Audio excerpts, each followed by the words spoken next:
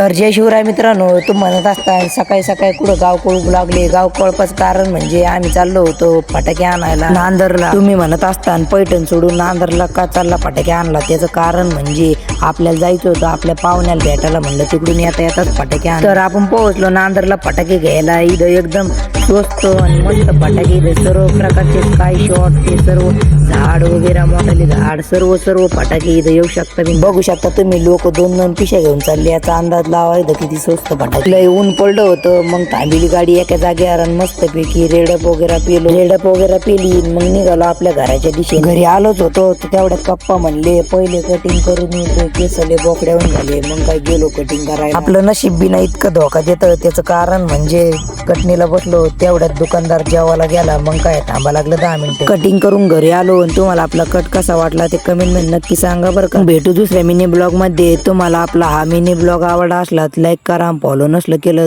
Follow करा.